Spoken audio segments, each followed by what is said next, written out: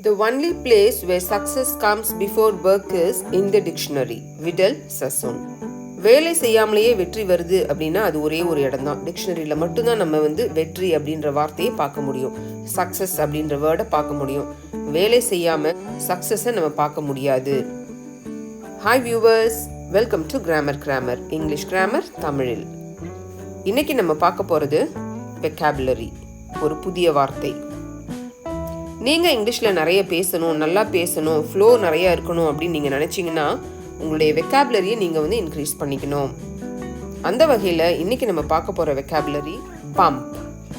Pump bump அப்படின்னா meaning என்ன? To hit somebody or something by accident when you are moving. நம்ம நடந்து போய்கிட்டு இருக்கும்பொழுது யார் மேலேயாவது அல்லது எதன் மேலேயாவது நம்ம இடித்து விடுவோம். அதுதான் நம்ம பம்ப் அப்படின்னு சொல்லலாம். பாருங்க, அதோடைய தமிழ் மீனிங் முட்டிக்கொள்ளுதல் அல்லது மோதுதல். பம்ப் அப்படின்னா யார் மேலேயாவது போய் முட்டிக்கிறது தெரியாம, அல்லது எதன் மேலேயாவது போய் முட்டிக்கிறது, அல்லது யார் மேலேயாவது மோதுதல், எதன் மேலேயாவது மோதுதல். செல்லும் போது தற்செயலாக ஒருவரை அல்லது ஒன்றை இடித்தல். நம்ம நடந்து போய்கிட்டு இருக்கும் போது தற்செயலா ஒருத்தர் மேலேயோ அல்லது ஒரு பொருளின் மேலேயோ நம்ம இடித்து விடுதலை தான் நம்ம பம்ப் அப்படின்னு சொல்லலாம். அப்ப பம்ப் அப்படின்னா to hit something against or on something by accident. தற்செயலாக ஒன்றை வேறொன்றின் எதிரே அல்லது வேறொன்றின் மீது இடித்தல் அல்லது மோதுதல். அதுதான் நம்ம பம்ப் அப்படின்னு சொல்லலாம். இப்போ உங்களுக்கு பம்ப் அப்படின்னா மீனிங் என்னன்னு தெரிஞ்சுட்டு இருக்கோம் இல்லையா? ஆக்சிடென்டலா யார் மேலேயாவது மோதுதல் அல்லது எதன் மேலேயாவது மோதுதல், யார் மேலேயாவது இடித்தல் அல்லது எதன் மேலேயாவது இடித்து விடுதல். இதுதான் நம்ம பம்ப் அப்படின்னு சொல்லலாம். இப்போ அதுக்கு எக்ஸாம்பிள் சென்டென்ஸ் பாருங்க. She bumped into a motorcycle because she wasn't looking where she was going. அவ ஒரு மோட்டார் சைக்கிள் மேல மோதிடுறா, ஏன்னா அவ எங்க போறா அப்படின்றத பார்க்காமலேயே அவ போனா. பார்க்காமலேயே போனதுனால அவ ஒரு மோட்டார் பைக் மேல மோதிடுறா அப்படின்னு இதுல நம்ம சொல்றோம்.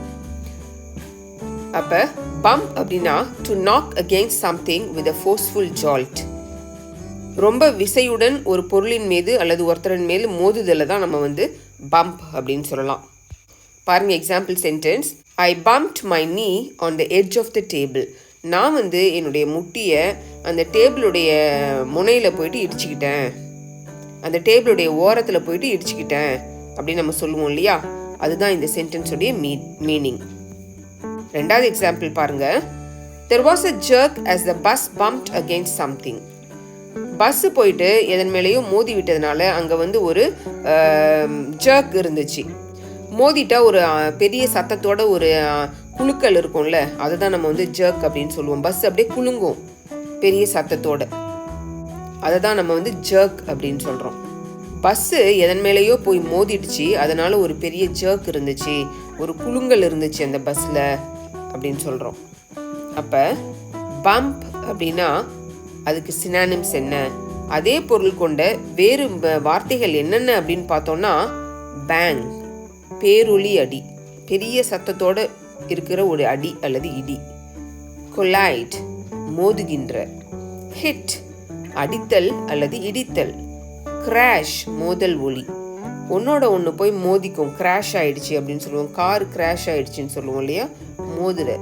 மோதுகிற அந்த மோதலை நம்ம பேங் அப்படின்னு சொல்லலாம். இது வேர்ப். அடுத்தது இந்த பேங்கை நம்ம ஒரு நவுனா யூஸ் பண்ணுறோம் அப்படின்னா மோதும் போது ஏற்படுகிற ஒலி, அதை நம்ம பேங் அப்படின்னு சொல்லலாம். பம்ப் வார்த்தையை நம்ம வேர்பாவும் யூஸ் பண்ணலாம், நவுனாவும் யூஸ் பண்ணலாம்.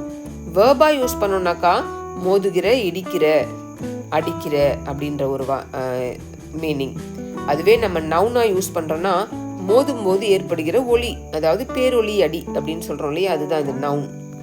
என்ன வியூவர்ஸ், இவ்வளோ நேரம் நம்ம பம்ப் அப்படின்ற ஒரு புதிய வார்த்தைக்கு பொருள் என்ன, அதோடைய சினானிம்ஸ் என்ன, அதை எப்படி நம்ம சென்டென்ஸில் யூஸ் பண்ணலாம் அப்படின்னு பார்த்தோம் இல்லையா? இந்த வீடியோ உங்களுக்கு பிடிச்சிருக்கா? இந்த வீடியோ உங்களுக்கு பிடிச்சிருந்துச்சுன்னா லைக் பண்ணுங்கள், உங்கள் ஃப்ரெண்ட்ஸ்க்கு இதை ஷேர் பண்ணுங்கள். இந்த வீடியோ இன்ஃபர்மேட்டிவாக இருக்குதுன்னு நீங்கள் நினச்சிங்கன்னா நம்ம சேனலை சப்ஸ்கிரைப் பண்ணுங்கள். அப்படியே பக்கத்தில் இருக்க பெல் ஐக்கானை ப்ரெஸ் பண்ணுங்கள். அப்போ தான் நாங்கள் போடுற வீடியோஸ் டெய்லி நோட்டிஃபிகேஷனில் உங்களுக்கு சேரும். மறந்துடாதீங்க வியூவர்ஸ். Practice makes perfect. இங்கிலீஷில் பேசணுன்னாலும் இங்கிலீஷ் கிராமரை கற்றுக்கணுன்னாலும் ப்ராக்டிஸ் ரொம்ப ரொம்ப முக்கியம். இந்த வீடியோவை பார்க்குறதோட நிறுத்திடாதீங்க. இதில் நம்ம யூஸ் பண்ணியிருக்கிற இந்த பேங் அப்படின்ற புதிய வார்த்தையை நீங்கள் தேவையான நேரத்தில் சரியான முறையில் பயன்படுத்துங்க.